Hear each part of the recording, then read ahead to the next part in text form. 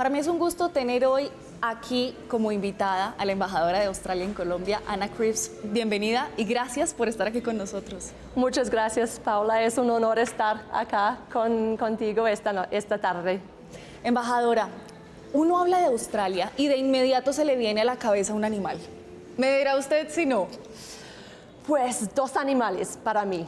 Sí. Entonces estaré muy interesada de escuchar qué animal. Bueno, para mí el koala. ¿El koala? Pues para mí el koala, también el canguro. Pero mire, no solamente el canguro o el koala son absolutamente icónicos en Australia, ustedes son un país absolutamente diverso. Compartimos muchísimo con Colombia porque hablamos de manglares, hablamos de bosques tropicales. Háblenos, por favor, de esa riqueza que tienen en Australia. No, totalmente. Como Colombia, Australia es uno de los países más biodiversos del mundo. Creo que estamos ambos países en el top 10. Tenemos en Australia, por supuesto, sí, manglares, arrecifes de coral, bosques tropicales, desiertos, glaciares, un poco de todo. Australia es un continente, entonces tenemos todas las regiones, todos los ecosistemas, y por eso es tan importante para nosotros, para Australia, contribuir a esos esfuerzos globales de proteger la naturaleza, ¿no? En esta oportunidad, Cali alberga miles de invitados durante estas próximas semanas y es precisamente por la COP16. ¿Cuál es la apuesta australiana que traen ustedes para brindarle al mundo en términos de protección? Creo que Australia tiene un aporte muy importante para la COP16. Acabamos de anunciar, por ejemplo, que nuestro gobierno ahora protege más océanos de todos los restos de cualquier país en el mundo. La promesa que hemos hecho en Montreal con casi 200 otros países era de proteger 30% de los territorios antes del 2030. Ahora Australia protege más del 50% de nuestros océanos. Por ejemplo, tenemos por supuesto la Gran Barrera de Coral como ejemplo. Entonces tenemos muchos desafíos de proteger, de gestionar nuestra barrera de coral, que es el tamaño de Japón. Es enorme, es un icono internacional. Y estamos trabajando de manera conjunta con nuestros pueblos indígenas, con nuestros científicos para proteger y preservar y reparar el arrecife. Vayamos por partes porque usted tocó dos temas muy importantes, la Gran Barrera de Coral y también el trabajo que hacen con las comunidades indígenas. Comencemos entonces con este ecosistema riquísimo que hay bajo el agua, la Gran Barrera de Coral, que precisamente durante este año lo que vimos fue un golpe durísimo, el blanqueamiento más grande que se haya visto en la historia. ¿Cuáles son esos esfuerzos en los que se están enfocando ustedes como país para poderlo proteger? Sí, es un esfuerzo súper importante porque la Gran Barrera de Coral creo que es el único sitio de patrimonio mundial de biodiversidad de este tamaño, de esta riqueza de biodiversidad. Entonces estamos enfrentando cada día desafíos, pero trabajando para entender, para aprender por qué se está haciendo el blanqueamiento, por ejemplo, y trabajando con nuestros aliados internacionales, ¿no? Porque, por ejemplo, creo que nuestra área protegida en la Gran Barrera de Coral ha sido una referencia y una inspiración para la Reserva Biosfera de San Andrés y Providencia, acá en Colombia. Entonces, las lecciones que van aprendiendo los expertos colombianos, por ejemplo, y los expertos australianos, podemos intercambiar esos conocimientos y aprender más rápidamente. Tenemos nuestras universidades haciendo más conexiones de investigaciones, de intercambios de académicos y expertos con las universidades colombianas, por ejemplo, que es muy importante.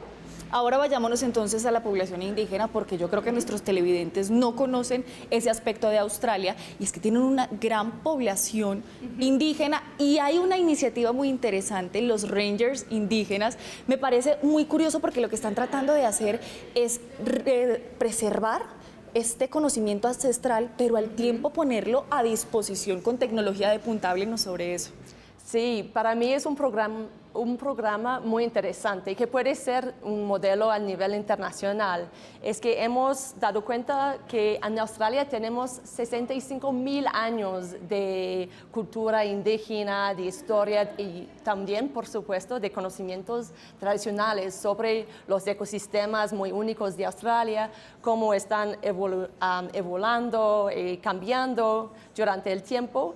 Y por eso hemos reconocido este conocimiento, estas tradiciones muy importantes de manera formal. Tenemos el programa de Rangers indígenas en muchas regiones de Australia, no solo en la Gran Barrera, pero estamos trabajando, sí, de mano con las comunidades para no solamente preservar, pero para reconocer, para valorar estas prácticas tradicionales, estos conocimientos y también combinarlas con la ciencia moderna, las investigaciones de último momento y hacer esa combinación del pasado y del futuro, ¿no? Para preservar mejor nuestra naturaleza.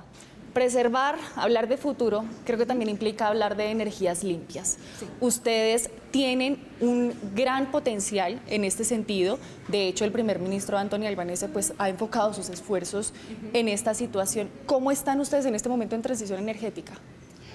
Vamos con una nueva iniciativa del gobierno del primer ministro Albanese con un Future Made in Australia, un futuro hecho en Australia, que la idea es atraer mucha inversión en energías limpias y hacer de Australia una superpotencia de energías renovables. Tenemos mucha potencial en energías solares, pero también eólicas. Fuimos el primer país del mundo en exportar hidrógeno líquido, por ejemplo, y estamos trabajando mucho en convertir el sector de hidrógeno verde en una realidad. Creo que es algo que compartimos con Colombia, esa potencial en energías limpias, pero también en nuevas tecnologías, en innovación, en hidrógeno verde, por ejemplo. Precisamente hablando de eso que se comparte con Colombia, esos lazos que puede haber entonces en la misma vía en estos términos de transición energética, el presidente Gustavo Petro ha sido absolutamente enfático en que el mundo debe abandonar cada vez más el uso de combustibles como el carbón, como el petróleo, como el gas. ¿Cómo hacerlo ustedes ya que lo están implementando de manera responsable con todo lo que esto implica? Porque es que la afectación en los sectores en un país donde tradicionalmente se maneja de esta manera es complejo. Es muy complejo y enfrentamos a Australia como Colombia ese desafío de cómo hacerlo de manera sostenible, de manera a guardar las luces encendidas, de manera a guardar empleos decentes para la población. No es fácil, pero es algo, creo que si vamos juntos vamos más rápidamente, entonces podemos aprender siempre lecciones de experiencias internacionales en ese sector. El acuerdo es una palabra también muy importante a propósito de esta COP16, porque si bien es cierto, es una reunión donde se busca hallar algún consenso, que los gobiernos se puedan poner de acuerdo, que estén en la misma página, pues también nos tiene que llevar a los ciudadanos a tener cierto tipo de reflexión frente a estos desafíos que estamos enfrentando como mundo. ¿Qué mensaje enviarles, por un lado, a los gobiernos que acuden a esta cita tan importante en Cali, pero al otro lado también, qué decirle a los ciudadanos?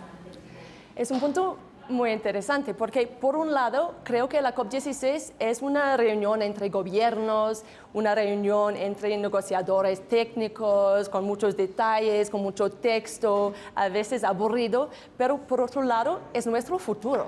Estamos hablando de si nuestros nietos pueden conocer koalas y canguros, o caipibaras y tucanes.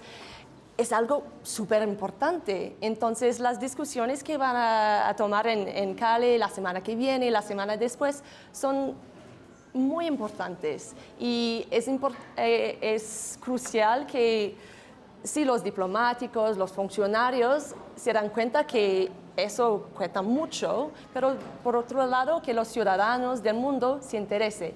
Y creo que es algo que la ministra Susana Mohammed ha hecho un logro muy impresionante en hablar, en comunicar la importancia de la COP y llevar la COP pues, hablamos de la COP de la gente, pero no es solo una reunión de diplomáticos, es algo muy importante y tenemos no sé, estamos acostumbrados a hablar de la COP del clima. Tiene mucha fama, tiene muchos recursos, tiene mucha atención, pero la COP de la biodiversidad era siempre como la hermana un poco menos interesante, pero la ministra ha hecho un gran trabajo, un trabajo muy creativo, muy ambicioso, para justamente dar o llamar mucha atención sobre la importancia de la COP de la biodiversidad. Absolutamente. Embajadora, no puedo despedirla sin antes preguntarle por otra atención que tiene el mundo. Las alarmas están encendidas en Medio Oriente. Sabemos de la situación tan crítica que se está registrando en el Líbano, en Gaza, las crecientes tensiones entre Israel y Hamás, entre Israel y Hezbollah. ¿Cuál es la visión de Australia al respecto? Pues la visión de Australia es simple, un cese el fuego. Es lo que necesitamos en la región. Y tenemos muchas preocupaciones sobre la situación. En Líbano, por ejemplo, tenemos una comunidad australiana muy grande, tenemos muchas conexiones con el Medio Oriente y para nosotros lo más importante es la ley internacional, es que el conflicto se calma, que tenemos un cese del fuego para proteger los ciudadanos acá. Embajadora Anna Crisp, ha sido un gusto tenerla aquí con nosotros y esperamos verla entonces en la COP16. El placer fue mío. Muchas gracias. Nos vemos en la COP. Nos vemos en la COP.